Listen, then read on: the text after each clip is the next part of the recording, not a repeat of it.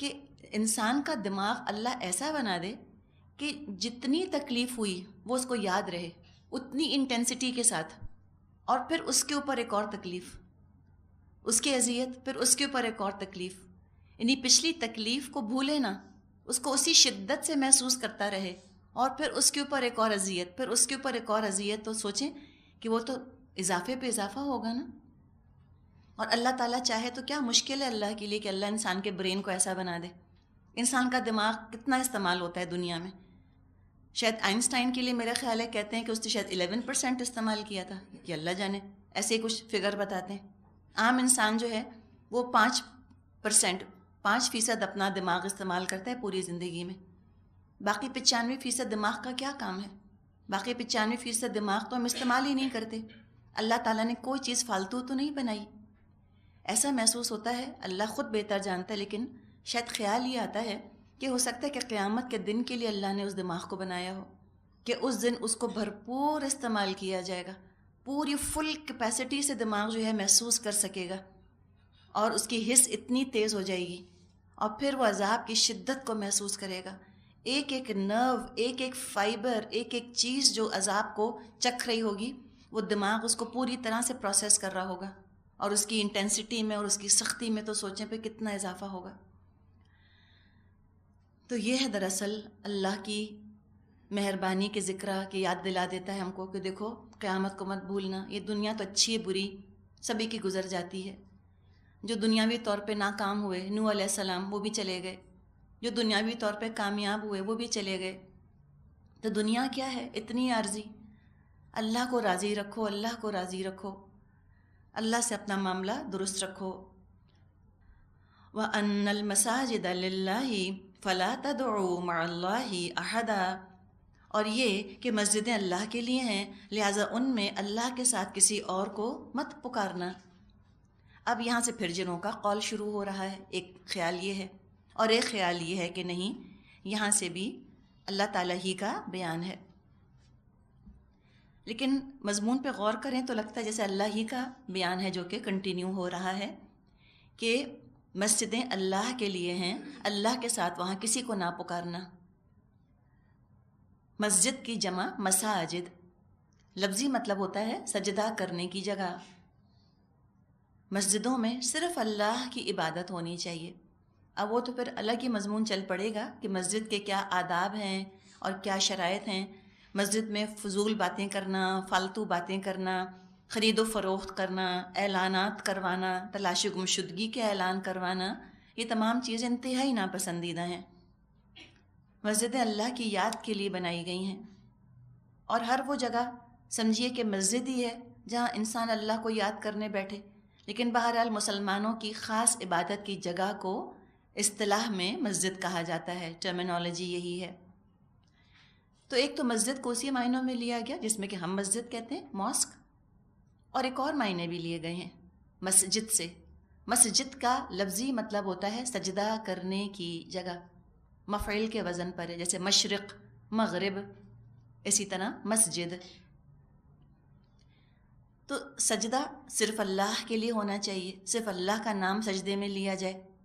کسی اور کو سجدہ کرنا بالکل حرام ہے، چاہے کوئی جاندار ہو یا تصویر ہو یا مٹی کا ڈھیر ہو، کسی بزرگ کی قبر ہو یا نبی کی قبر ہو. سجدہ صرف اللہ کو کیا جائے گا اور کسی کو نہیں. ایک اور قول ملتا ہے سعید بن جبیر رحمۃ اللہ علیہ کا. وہ یہ کہتے ہیں مساجد سے مراد جسم کے وہ حصے ہیں جن پر آدمی سجدہ کرتا ہے، یعنی ہاتھ، گھٹنے، ماتھا، قدمین، پیشانی، ان کو مساجد کہا گیا کہ یہ کسی کے آگے نہ جھکیں سوائے اللہ کے. وَأَنَّهُ لَمَّا قَامَ عَبْدُ اللَّهِ يَدْعُوهُ يَكَادُوا يَكُونُونَ عَلَيْهِ لِبَدًا، اور یہ کہ جب اللہ کا بندہ اس کو پکارنے کے لیے کھڑا ہوا تو لوگ اس پر ٹوٹ پڑنے کے لیے تیار ہو گئے. لبدا، لبدن جو لفظ ہے یہ جمع ہے لبدتن کی. لبدتن، لبدتن کا مطلب ہوتا ہے تہ بتہ، گتھم گتھا ہو جانا، گھس جانا ایک دوسرے کے اندر. ایسے بہت ڈینس گروتھ ہوتی ہے نا، کہیں پودوں کی، تو کیسے وہ ایک دوسرے کے اندر لپٹ جاتے ہیں. تو یہ لبدتن ہے. شیر کی گردن کے جو گھنے بال ہوتے ہیں ان کو لبدتن کہا جاتا ہے. تو مراد اس سے کیا ہے؟ گتھ جانا، گتھم گتھا ہو جانا، گھس جانا ایک دوسرے میں. تو ذکر کیا گیا کہ لما قام عبد اللہ، جب کھڑا ہوا اللہ کا بندہ. اللہ کا بندہ اشارہ یہاں پر نبی اکرم صلی اللہ علیہ وسلم کی طرف ہے کہ عجیب منظر ہوتا ہے جب اللہ کا بندہ اپنے رب کو پکارتا ہے تو لوگ جوق در جوق بھاگے چلے آتے ہیں، گھیر لیتے ہیں. اب ذرا ہم کانٹیکسٹ میں اس کو رکھیں، پس منظر ہم دیکھیں. ہمیں معلوم ہے سورہ جن مکی صورت ہے، اور مکے میں جو لوگ دوڑتے ہوں گے نبی اکرم صلی اللہ علیہ وسلم کی طرف اللہ کا ذکر سننے کے بعد، وہ شوق سے تو نہیں دوڑتے ہوں گے، سننے کے لیے تو نہیں آتے ہوں گے، بلکہ وہ تو نفرت سے دوڑ کر آتے ہوں گے، روکنے کے لیے آتے ہوں گے.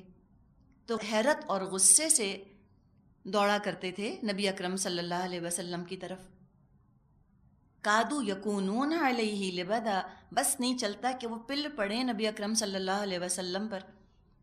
گھیر لیا کرتے تھے آپ کو، حیرت اور غصے سے ایسے دیکھتے تھے کہ ابھی حملہ کر دیں گے. یعنی شرک اور بدعت کی دھول میں توحید کا تصور تو گم ہو کے رہ گیا تھا ان کا.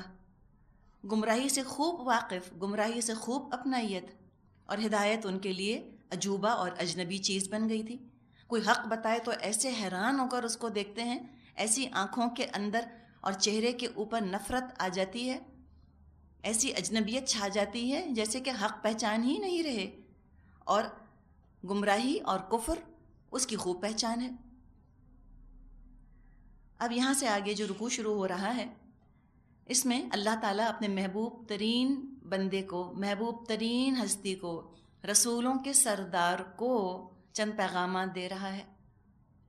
اللہ چاہتا تو نبی اکرم صلی اللہ علیہ وسلم کو مخاطب کیے بغیر، یعنی قل کہے بغیر، براہ راست ڈائریکٹلی لوگوں سے مخاطب ہو جاتا، جیسے اللہ نے کیا ہے قرآن میں، یا ایھا الذین فرمایا ہے. اور کہیں کہیں جب زیادہ بات پر زور دینا ہوتا ہے تو قل کہہ کر بات کہلوائی جاتی ہے، آپ کہیے اے نبی صلی اللہ علیہ وسلم. یہ جو آگے آیات آ رہی ہیں، یہ آیات نبی اکرم صلی اللہ علیہ وسلم کی حیثیت اور ان کے مقام سے متعلق ہیں. ان کا مقام متعین کیا جا رہا ہے تاکہ لوگ کہیں قوم نوح کی طرح نبی اکرم صلی اللہ علیہ وسلم کی تعظیم میں غلف کر کے شرک میں مبتلا نہ ہو جائیں. قوم نوح کا آپ کو یاد ہوگا شرک شروع کیسے ہوا، محبت میں غلف کی وجہ سے، اپنے نیک بزرگوں کا مقام نہ پہچاننے کی وجہ سے. تو اس خطرے سے بچانے کے لیے یہ باتیں بتائی جا رہی ہیں کہ ہمیں پتہ چل جائے کہ ہمارے رسول کا مقام کیا ہے. ہم ان سے محبت کریں، لیکن ہم محبت میں غلو نہ کریں، بلکہ محبت کو یوں سمجھیں کہ پراپر خانوں کے اندر تقسیم کرنا ہوتا ہے. اگر محبت ہے تو ایک ہوگا محبت کا اظہار، اس کا بس ایک خانہ ہے، سمجھے یہ 25% ہے کہ نبی اکرم صلی اللہ علیہ وسلم کی تعظیم ہو. پھر 25% کیا کہ آپ کی اطاعت ہو. پھر 25% کیا کہ جو مشن آپ لے کر آئے ہیں اس کو لے کر چلا جائے. اور پھر باقی 25% کیا کہ آپ کا دفاع کیا جائے. اب اگر اپنی محبت کو پراپر تقسیم کرنے کے بجائے، صحیح خانوں میں بانٹنے کے بجائے، ساری کی ساری محبت کو جو ہے وہ ایک ہی خانے میں فٹ کر دیں، تعظیم کے اندر ہی فٹ کر دیں، تو بگاڑ آ جائے گا. باقی 3 خانے خالی، اس میں 0، اور ایک 25% کے اندر 100% ٹھونسنے کی کوشش کی، تو جو 25% والا خانہ ہے اس کے اندر بھی بگاڑ پیدا ہوگا.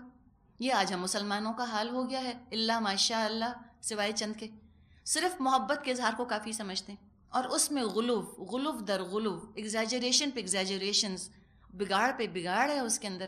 اور باقی 3 خانے اطاعت، وہ کہاں ہے؟ اور آپ کے مشن کو لے کر چلنا، لِتَكُونُوا شُهَدَاءَ عَلَى النَّاسِ وَيَكُونَ الرَّسُولُ عَلَيْكُمْ شَهِيدًا. کوئی احساس ہی نہیں، کہتے ہیں لو یہ کس کے کرنے کا کام ہے، اور اللہ کے رسول کا دفاع پتہ ہی نہیں، ہتھیاری ہاتھ نہیں تو دفاع کیسے کریں گے؟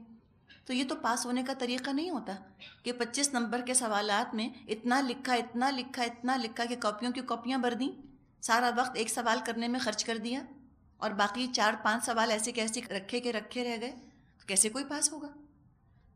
ہم تقسیم کرنا سیکھیں، نبی اکرم صلی اللہ علیہ وسلم کے تمام حقوق ادا کرنا سیکھیں، تو ہماری رہنمائی کی جا رہی ہے اور آپ کا مقام متعین کیا جا رہا ہے کہ بس یہ دیکھو یہ مقام ہے، اس سے آگے ان کو مت پڑھانا اپنے رسول کو، اور اللہ کے رسول سے کہلوایا جا رہا ہے تاکہ بعد میں مزید زور اور تاکید پیدا ہو جائے، لوگ اچھی طرح غور سے سن لیں کہ رسول اللہ صلی اللہ علیہ وسلم خود اپنے بارے میں کیا بتا رہے ہیں، کسی کو غلط فہمی نہ رہے، کہیں کوئی مغالطے میں یا لا علمی میں یا محبت اور عقیدت کے جذبے سے مغلوب ہو کر نبی کا رتبہ اور نبی کا درجہ اللہ سے نہ ملا دیں۔ تو یہ مضمون ہے جو کہ آئندہ رکوع میں آ رہا ہے۔ فرمایا قل، اے نبی صلی اللہ علیہ وسلم فرما دیجئے، انما ادعو ربی، بے شک میں تو اپنے رب کو پکارتا ہوں، ولا اشرک بہ احدا، اور میں تو اس کے ساتھ کسی کو شریک نہیں کرتا۔ کہ نبی پورے عزم کے ساتھ، پورے جزم کے ساتھ آپ اعلان کر دیجئے کہ میں اپنے رب کو پکارتا ہوں، اس کے ساتھ کسی کو شریک نہیں کرتا۔ حاجت روا، مشکل کشا، غریب نواز، گنج بخش، داتا اللہ ہے۔ کسی اور سے دعا نہیں مانگی جا سکتی سوائے اللہ کے، وہ شرک فی الدعا ہو جائے گا۔ جو آنکھوں سے نظر آتے ہیں ان سے مدد کے لیے کہا جا سکتا ہے کہ آپ مجھے پانی پلا دیجئے، جیسے آپ یہاں بیٹھی ہیں، ہو سکتا ہے میں آپ سے کہہ دوں کہ آپ مجھے پلیز پانی پلا دیجئے، ٹھیک ہے، کوئی حرج نہیں۔ جو موجود ہے، جو آنکھوں سے نظر آتا ہے، جو زندہ ہے، اس سے مدد کے لیے کہا جا سکتا ہے، اور اس سے دعا کی درخواست بھی کی جا سکتی ہے۔ کیسے؟ کہ میں آپ سے کہوں کہ پلیز آپ میرے لیے دعا کیجیے گا، یا آپ مجھ سے کہیں کہ پلیز آپ میرے لیے دعا کیجیے گا، صحیح ہے، کوئی حرج نہیں، اس کی اجازت ہے۔ یہ شرک فی الدعا نہ ہوگا۔ شرک فی الدعا کہاں ہوگا؟ کہ جب غیب کی کسی ہستی کو پکارا جائے، عالم الغیب کی کسی ہستی کو پکارا جائے اللہ کے علاوہ، یہ سمپل ڈیفینیشن ہے، عالم الغیب کی میں سے کسی ہستی کو پکارا جائے اللہ کو چھوڑ کر، اس سے دعا کی جائے، مثلاً فرشتوں کو پکارا جائے کہ اے کرامن کاتبین میرا پرچہ کرانے میں میری مدد کیجیے گا، یہ نہیں کر سکتے، یہ شرک ہو جائے گا۔ یا کسی قبر کے پاس جا کر دعا کی جائے کہ اے قبر والے مجھ کو اولاد دے دے، یہ شرک ہو جائے گا۔ کسی نبی سے، کسی ولی سے، کسی پیر بزرگ شہید کی روح سے دعا نہیں کی جا سکتی۔ مثال کے طور پہ ماں ہے کسی کی، جب تک ماں زندہ ہے آپ ماں سے کہہ سکتی ہیں مجھ کو 100 روپے دے دیجئے، موجود ہے نا، عالم الشہادہ کی چیز ہے، ماں سامنے موجود ہے، آپ کہہ سکتی ہیں۔ لیکن اب وہ دنیا سے چلی گئی، رخصت ہو گئی، اب تو وہ عالم الغیب کی چیز بن گئی نا، آپ کو کچھ نہیں پتا کیا بیت رہی ہے، کیا گزر رہی ہے۔ اب قبر پر جا کر کوئی کہے کہ امی میرے لیے 100 روپے کا انتظام کر دیجئے، تو یہ شرک ہو جائے گا۔ جب تک نبی اکرم صلی اللہ علیہ وسلم زندہ تھے، لوگ آپ کے پاس آتے تھے اور آپ سے دعا اور استغفار کے لیے کہتے تھے کہ آپ ہمارے لیے دعا کیجئے، بالکل صحیح بات ہے، ضرور کرنا چاہیے تھا۔ آج بھی ہم اگر نیک لوگوں کو جانتے ہیں، آپ ضرور ان سے کہیں کہ اللہ کے واسطے آپ ہمارے لیے دعا کیجئے، خود بھی انسان اپنے لیے دعا کرے، دوسروں سے بھی کہے۔ لیکن جب نبی اکرم صلی اللہ علیہ وسلم کا انتقال ہو گیا، آپ عالم الغیب میں چلے گئے، اس لیے کہ قبر کیا ہے؟ عالم الغیب کا حصہ ہے۔ آپ قبر کھود کر دیکھیں کسی کی، کچھ نہیں پتہ چلے گا کیا بیت رہی ہے مردے کے اوپر، نہ کہیں آگ نظر آتی ہے قبر کے اندر، نہ جنت کا باغ نظر آتا ہے، کیا نظر آتا ہے قبر کے اندر؟ کچھ بھی نہیں۔ اگر اللہ اس طرح قبروں کے حال کھول دے، ہم سب ٹھیک نہ ہو جائیں؟ اللہ نہیں کھولتا، تو وہ عالم الغیب کی چیز ہے قبر۔ جب ایک دفعہ آپ عالم الغیب میں چلے گئے، آپ قبر میں چلے گئے، اور قبر آپ کی مدینہ منورہ میں موجود تھی جہاں کے صحابہ موجود تھے، کبھی کسی نے جا کر آپ سے قبر پر نہ کہا کہ اللہ کے رسول ہماری مدد کیجئے، بھر دے جھولی میری یا محمد، لوٹ کر میں نہ جاؤں گا خالی۔ قوالی کے لیے تو بہت اچھا ہے، لیکن سوچیں کتنا بڑا شرک جس پہ جھومتے ہیں ہم مسلمان، شرک ہے، اللہ کا غضب بھڑکانے والی باتیں ہیں۔ تو ایک واقعہ ہمیں نہیں ملے گا صحیح احادیث سے جسے کہ پتہ چلے کہ ابو بکر، عمر، عثمان، علی، فاطمہ یا عائشہ رضی اللہ عنہم میں سے کوئی آپ کی قبر پر گیا ہو اور آپ سے دعا مانگی ہو براہ راست۔ سب موضوع باتیں ہیں، خوابوں کے قصے ہیں، اور سب گھڑی ہوئی باتیں ہیں جو کہ آپ کو کتابوں میں ملیں گی۔ اب یہ جو صحابہ تھے اور ازواج تھیں اور آپ کی اولاد تھی، کیا ہم یہ سوچ سکتے ہیں کہ ان کو اللہ کے رسول سے محبت نہیں تھی یا عظمت نہیں تھی؟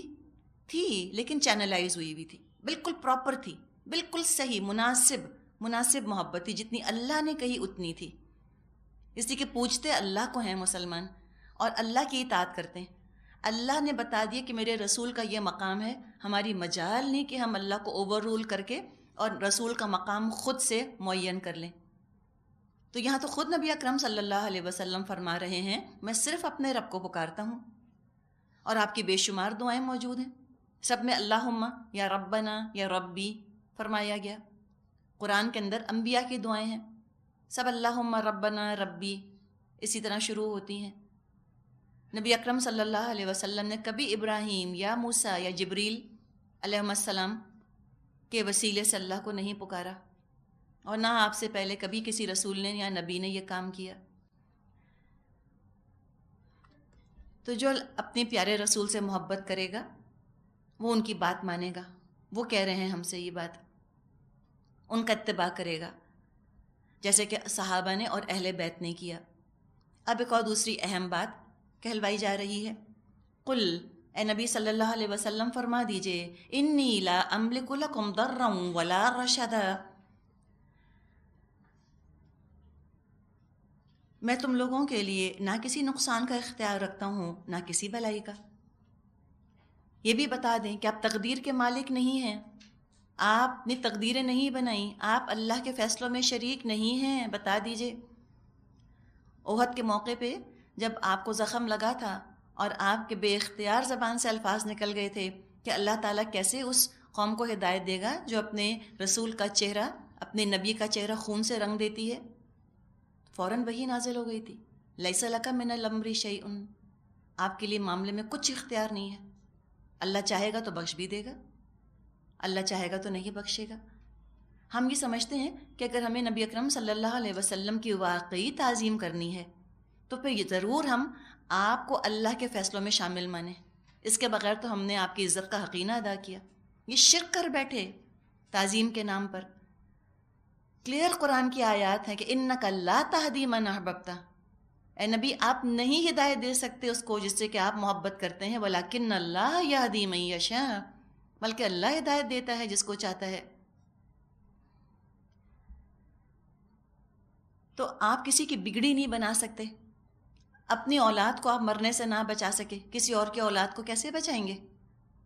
وہ تو اللہ نے جس کی قسمت میں لکھ دیا، قسمتیں اللہ نے بنائی ہیں۔ الرب رب وان تنزل، رب رب ہے چاہے وہ پہلے آسمان پر تجلی فرمائے، والعبد عبد، بندہ بندہ ہے، وان ترقى، چاہے وہ محمد صلی اللہ علیہ وسلم ہی کیوں نہ ہو جائے۔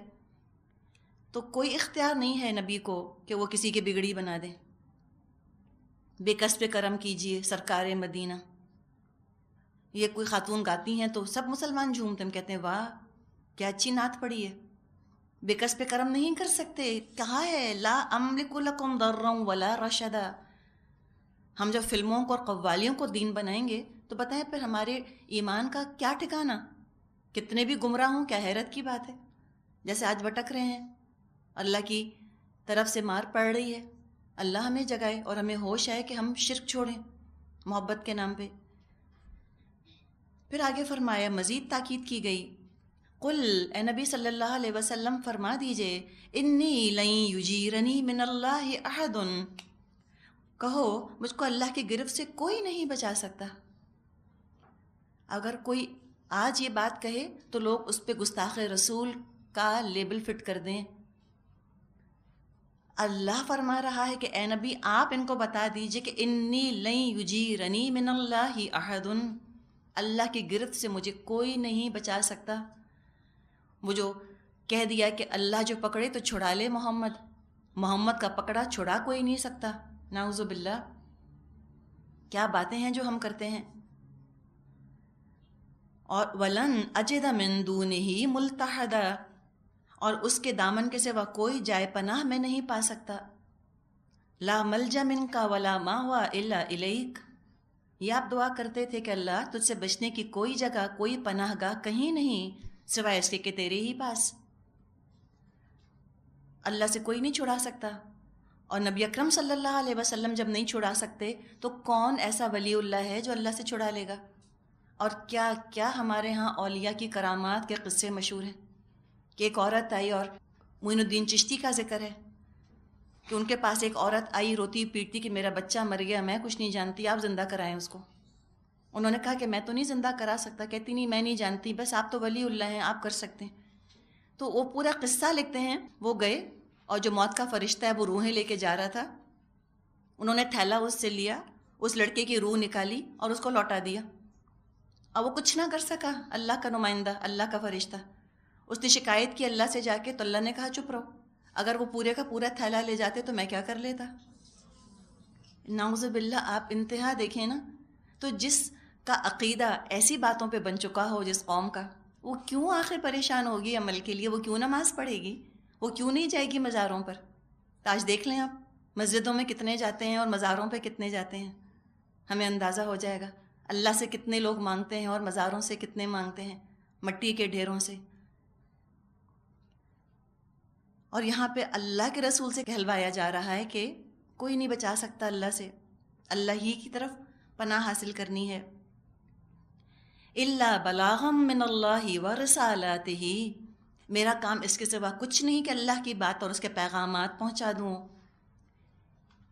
یعنی جو چیز بچائے گی وہ کیا کہ اللہ کا پیغام پہنچا دیا جائے، یہ ہے کرنے کا کام۔ اس کو چھوڑ کے نجات مشکل ہے۔ وَمَن يَعْصِ اللَّهَ وَرَسُولَهُ فَإِنَّ لَهُ نَارَ جَهَنَّمَ خَالِدِينَ فِيهَا أَبَدًا، اب جو بھی اللہ اور اس کے رسول کی بات نہ مانے گا اس کے لیے جہنم کی آگ ہے، اور ایسے لوگ اس میں ہمیشہ رہیں گے۔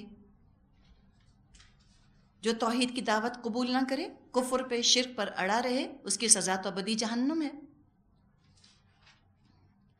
تو رسول سے محبت بھی کی تو افسوس مسلمانوں کے حال پر، محبت بھی رسول سے کی تو اللہ کی نافرمانی میں۔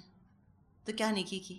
نیکی کر رہے ہیں اور رسول کی نافرمانی، نیکی کر رہے ہیں اور اللہ کی نافرمانی۔ وہ تو بالکل عیسائیوں والا حال کر لیا کہ انہوں نے محبت ہی محبت میں عیسیٰ علیہ السلام کو اللہ کا بیٹا بنا دیا۔ تو فرمایا کہ جو اس طرح منہ موڑے گا اس کے لیے تو ہے جہنم کی آگ۔ حتی اذا رأوا ما یوعدون فسیعلمون من اضعف ناصرا واقل عددا، یہ لوگ اپنی روش سے اس وقت تک باز نہ آئیں گے یہاں تک کہ جب اس چیز کو دیکھ لیں گے جس کا ان سے وعدہ کیا جا رہا ہے، تو ان کو معلوم ہو جائے گا کس کے مددگار کمزور ہیں، کس کا جتھا تعداد میں کم ہے۔ یہ اپنی طاقت کے نشے میں چور تھے مکے کے سردار، دولت اور اپنی مقبولیت اور اپنی شہرت اور اپنی پاپولیرٹی کے نشے میں ڈوبے ہوئے ایسے تھے کہ رسول کی بات کو اہمیت نہ دیتے تھے، آپ کے ساتھیوں کو حقارت کی نظر سے دیکھتے تھے، کسی قابل ان کو نہ سمجھتے تھے، اپنے سٹیٹس اور اپنی سوشل پوزیشن اور روب اور دبدبے پر بڑا ان کو ناز تھا۔ اپنی اہمیت کو اس طرح پرکھتے تھے کہ کتنے با اثر دولت مند انفلوئنشل لوگوں سے ہماری دوستی اور ہمارا ملنا جلنا ہے۔ ایمان کی دولت اور اللہ کی نظر میں جن لوگوں کا اعلیٰ مقام تھا وہ ان کو اچھے ہی نہ لگتے تھے، لیکن چند سال بعد یہ بات خود ثابت ہو گئی کہ انہوں نے تو ہیروں کو پتھر سمجھا تھا۔ اللہ تعالیٰ نے اپنے نبی کے ساتھیوں کو دنیا میں بھی نوازا، آخرت میں بھی مقام بلند کیا۔ عیسیٰ علیہ السلام کا قول آتا ہے وہی پتھر جس کو رد کر دیا گیا تھا، ریجیکٹ کر دیا گیا تھا، بنیاد کا پتھر بن گیا۔ اسی آپ رویے کو آج بھی پہچان سکتی ہیں، دیکھ سکتی ہیں۔ جو سوڈو انٹلیکچوئلز ہوتے ہیں نا، یہ سوڈو کا لفظ بڑا ضروری ہے، سوڈو انٹلیکچوئلز، نقلی قسم کے جو عقل مند بنتے ہیں، وہ اتنا ان کو بعض دفعہ غرہ ہو جاتا ہے اپنے علم کا، اپنی ڈگری کا، اپنے مقام کا، کسی جگہ اعلیٰ عہدے پہ لگے ہوئے ہیں، بہت ہی معاشرے کے لیڈس میں ان کا گھومنا پھرنا ہے، کوئی ایمبیسڈرز ان کے آتے جاتے ہیں، کوئی انڈسٹریلسٹ ہیں جو کہ ان کو اپنے گھروں میں مدعو کرتے ہیں، کروڑ پتی لکھپتی قسم کے لوگ۔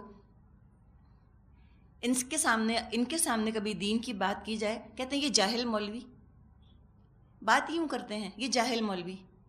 کس بات پہ جاہل کہہ رہے ہیں مولوی کو؟ اس لیے کہ وہ MIT سے پڑھ کے نہیں آیا، یا وہ ہارورڈ سے پڑھ کے نہیں آیا، یا وہ لمس سے پڑھ کے نہیں نکلا، یا وہ ان کی طرح گٹ پٹ انگلش نہیں بول سکتا، ان کو چاہے الحمدللہ نہ پڑھنا ہے اور اس کا مطلب نہ ہے، یہ اپنے آپ کو جاہل نہیں کہتے، یہ اس کو جاہل کہیں گے جو انگلش نہ بول سکے. خود قرآن نہیں آتا تو قرآن الٹریٹ نہیں سمجھتے اپنے آپ کو. اور مولوی صاحب جنہوں نے ہو سکتا ہے کہ سائنسی کتابیں نہ پڑھی ہوں، اس لیے کہ انہوں نے دین کا علم حاصل کیا، ان کو کہہ دیتے ہیں یہ جاہل مولوی. تو یہ آپ دیکھیں، یہ رویہ یہی تو ہے، بالکل یہی ہے. اللہ نے کہا ہے ایسے لوگوں سے، اب ان قریب پتہ چل جائے گا ان کو، من اضعف ناصرا واقل عددا، کس کا کیا مقام ہے سب معلوم چل جائے گا. دودھ کا دودھ، پانی کا پانی، سب ہو جائے گا. آتی ہے قیامت، بہت دور نہیں. قل ان ادری اقریب ما توعدون ام یجعل له ربی امدا، کہو میں نہیں جانتا جس چیز کا وعدہ تم سے کیا جا رہا ہے وہ قریب ہے یا میرا رب اس کے لیے کوئی لمبی مدت مقرر فرماتا ہے. کیا کہہ سکتے ہیں کب آتی ہے قیامت؟ امدا زمانہ یا جگہ، کتنا زمانہ باقی ہے، کہاں ہے وہ اس وقت، میں نہیں کہہ سکتا. یہ زج کیا کرتے تھے اس طرح کے الٹے الٹے سوال پوچھ کے، عمل کے سے زیادہ ان کو انفارمیشن سے دلچسپی تھی. فرمائے وہ تو اللہ جانتا ہے کب آئے گی. عالم الغیب فلا یظہر علی غیبہ احدا الا من ارتضی من رسول فانہ یسلک من بین یدیہ ومن خلفہ رصدا. وہ عالم الغیب ہے، اپنے غیب پر کسی کو مطلع نہیں کرتا سوائے اس رسول کے جسے اس نے غیب کا کوئی علم دینے کے لیے پسند کر لیا ہو، تو اس کے آگے اور پیچھے وہ محافظ لگا دیتا ہے. رسولوں کو اللہ تعالیٰ جتنا چاہتا ہے غیب کی خبریں پہنچا دیتا ہے. جیسے قرآن میں آتا ہے تلک انباء الغیب نوحیہا الیک، یہ تو غیب کی خبریں ہیں جو ہم وہی کر رہے ہیں آپ کی طرف. تو رسول عالم الغیب نہیں ہوتے، غیب کا علم ان کا ذاتی نہیں ہوتا، وہ اسباب کے محتاج ہوتے ہیں، اللہ کے محتاج ہوتے ہیں. اللہ وحی کے ذریعے سے وہی کو سبب بنا کر ان کو جتنا چاہتا ہے اپنے خزانے میں سے غیب کا علم دے دیتا ہے. اور تمام کے تمام غیب کے اسرار پر تو اللہ کسی کو آگاہ نہیں کرتا. تو انبیاء اور رسول ان کے پاس انباء الغیب ہوا کرتی تھیں، وہ عالم الغیب نہیں ہوتے تھے. یہ فرق ہے، انباء الغیب الگ چیز ہے، غیب کی خبریں، اور عالم الغیب الگ چیز ہے. عالم الغیب تو فقط صرف اور صرف اللہ ہے. اور اگر کوئی اللہ تعالیٰ کی طرح کسی اور ہستی کو، چاہے وہ نبی اکرم صلی اللہ علیہ وسلم کی مبارک ہستی ہی کیوں نہ ہو، کسی اور ہستی کو ایسا عالم الغیب سمجھیں جیسا کہ اللہ خود ہے، کہ ان کے پاس، کسی کے پاس کل کائنات کا اگلا پچھلا علم ہے، تو یہ تو کھلا شرک ہے، یہ شرک ہو جائے گا. یہ حقیقت ہے کہ تمام انسانوں میں سب سے زیادہ علم نبی اکرم صلی اللہ علیہ وسلم کو غیب کا دیا گیا، کوئی شک نہیں، لیکن آپ عالم الغیب نہ تھے. کچھ مسلمانوں نے مقام بندگی سے اٹھا کر رسول اللہ کو خدا بنا دیا، عبد کے بجائے معبود بنا دیا ان کو. اور ان کے سامنے کوئی اگر کہے کہ حضور عالم الغیب نہیں تھے تو گستاخ رسول کا الزام لگ جاتا ہے. تو فرمایا کہ اللہ وہ تو فرشتے کے ذریعے وحی نازل فرماتا ہے، اور جب یہ وحی نازل ہوتی ہے رسول پر تو آگے اور پیچھے رصدا ہوتے ہیں، میسنجر کی حفاظت کرنے والے ہوتے ہیں.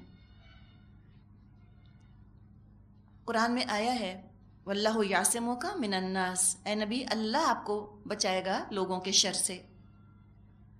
رصدا محافظ کی جمع. اللہ پوری ٹیم چلاتا ہے فرشتوں کی رسول کے آگے اور پیچھے، اپنے میسنجر کی بھی حفاظت فرماتا ہے اور میسج کی بھی حفاظت فرماتا ہے، دونوں چیزوں کی. لِيَعْلَمَ أَنْ قَدْ أَبْلَغُوا رِسَالَاتِ رَبِّهِمْ وَأَحَاطَ بِمَا لَدَيْهِمْ وَأَحْصَى كُلَّ شَيْءٍ عَدَدًا، تاکہ وہ جان لے کہ انہوں نے اپنے رب کے پیغامات پہنچا دیے اور وہ ان کے پورے ماحول کا احاطہ کیے ہوئے ہے، اور ایک ایک چیز کو اس نے گن کر رکھا ہوا ہے. کون جان لے کہ رسول نے پیغامات پہنچا دیے؟ وہ مراد ہے اللہ جان لے، اور اللہ تو جانتا ہے ہی، مراد ہے کہ اللہ واضح کر دے، کوئی شک نہ رہ جائے کسی کے دل میں. رسول کی قوم کے پاس کوئی ایکسکیوز نہ رہ جائے کہ ہمارے پاس تو پیغام پہنچا ہی نہیں. تو اللہ جان لے کہ رسول نے پیغام پہنچا دیا، یا یہ کہ اللہ جان لے کہ فرشتوں نے رسولوں تک ٹھیک ٹھیک بات پہنچا دی اور رسول آگے پہنچا رہے ہیں؟ تو یقیناً ہم تک تو پیغام پہنچ گیا، اب ہم کو دیکھا جا رہا ہے کہ ہم نے اب لغو رسالات ربہم کا حق ادا کیا یا نہیں، کیا ہم نے آگے رسول کا پیغام پہنچایا یا نہیں، یا بس میلادوں کی مجلسیں منعقد کر کے یا بس نعتیں پڑھ کر ہی ہم نے سوچا کہ بس ہم نے تو امتی ہونے کا حق ادا کر دیا، یا بہت ہی نیکی کرنے کا دل چاہا تو غلو کر دیا محبت میں اور شرک شروع کر دیا؟ نہیں، ان چیزوں سے بچنا ہے۔ اور آخر میں اللہ کی قدرت اور علم کا ذکر ہے کہ صرف اللہ علی کل شیء قدیر ہے، علی کل شیء علیم ہے، اسے کسی شریک یا پارٹنر یا ہیلپر کی ضرورت نہیں۔ سب سٹیٹسٹکس، سب فگرز اس کے علم میں پہلے سے موجود ہیں۔ کتنے ریت کے ذرے ہیں، بارش کے کتنے قطرے برسے، کہاں برسے، کتنے جاندار ہیں، کون کہاں رہتا ہے، کیا عمل کر رہا ہے، چونٹی کیا کھا رہی ہے اور وہ کیا پیدا کر رہی ہے، انسان کیا کر رہے ہیں، کتنی سانسیں لیں، کتنی دفعہ تسبیح پڑھی، 1000 دفعہ یا 1000 دفعہ ایک، وہ بھی پتہ ہے، گن گن کے انوینٹری رکھی ہر چیز کی، کتنی بار جھوٹ بولا، نظروں نے کتنی خیانت کری، ذرے کے ہم وزن، چونٹی کے انڈے جتنا وزن بھی عمل بھی کوئی کرے گا اللہ دکھا دے گا، خیر اور شر سب۔ یہ ہے تقویٰ، یہ ہے تقویٰ۔ متقی ہو کے جو گزار گیا زندگی اپنی، انشاءاللہ کامیاب ہے وہ۔ ہر چیز اللہ کے علم میں ہے، سب کا حساب کتاب ہو جائے گا، اور سب کا حساب کتاب لے لینے پر وہ پوری طرح قادر ہے۔ پڑھا ہے نا ہم نے، یعلم خائنۃ الاعین، وہ تو نظروں کی خیانت بھی جانتا ہے، دماغ نے کیا سوچا یہ بھی جانتا ہے، دل کی کیا کیفیت ہے سب کچھ جانتا ہے، ہر چیز اس کے علم میں ہے، سب اس نے گن گن کے رکھا ہوا ہے۔ اب یہاں پر ہم دیکھتے ہیں اس رکوع میں کہ زور و شور سے توحید کا اثبات کیا گیا ہے نا، توحید کو موقت کیا گیا ہے اور شرک سے ہمیں بچایا گیا ہے۔ لیکن جو مسلمانوں کا حال ہو گیا ہے پچھلی چند صدیوں میں، اپنی مسدس میں مولانا حالی نے کچھ اشعار کہے ہیں، کہتے ہیں کرے غیر گر بت کی پوجا تو کافر، جو ٹھہرائے بیٹا خدا کا تو کافر، جھکے آنکھ پر بہرے سجدہ تو کافر، کواکب میں مانے کرشمہ تو کافر، مگر مومنوں پر کشادہ ہیں راہیں، پرستش کریں شوق سے جس کی چاہیں، نبی کو جو چاہیں خدا کر دکھائیں، اماموں کا درجہ اماموں کا رتبہ نبی سے بڑھائیں، مزاروں پر جا جا کر نظریں چڑھائیں، شہیدوں سے جا جا کر مانگیں دعائیں، نہ توحید میں کچھ خلل اس سے آئے، نہ اسلام بگڑے نہ ایمان جائے۔ مسلمان پھر بھی ہیں، تو کیا فرق ہے پھر عیسائیوں میں اور مسلمانوں میں؟ بہت معمولی سا۔ تو اللہ تعالیٰ سے بہت ہی دعا کرنی چاہیے کہ اللہ تعالیٰ ہمیں معتدل بنا، امت وسط ہمیں بنایا گیا ہے نا، بہترین امت، کسی چیز میں ہم غلو نہ کریں۔ اہل کتاب سے اللہ نے فرمایا ہے یا اہل الکتابی لا تغلو فی دینکم، اپنے دین میں غلو مت کرو، اور نبی اکرم صلی اللہ علیہ وسلم نے بھی فرمایا کہ تم غلو سے بچنا، غلو ہی کی وجہ سے پچھلی قومیں جو ہیں وہ ہلاک ہوئیں۔ بیلنس زندگی رکھو، ایکسٹریمز پہ نہ جاؤ، تاکہ تم آخرت اپنے لیے حاصل کر سکو۔ والآخر دعوانا ان الحمد للہ رب العالمین۔ سبحانک اللہم و بحمدک نشہد ان لا الہ الا انت نستغفرک و نتوب الیک۔ السلام علیکم ورحمۃ اللہ وبرکاتہ۔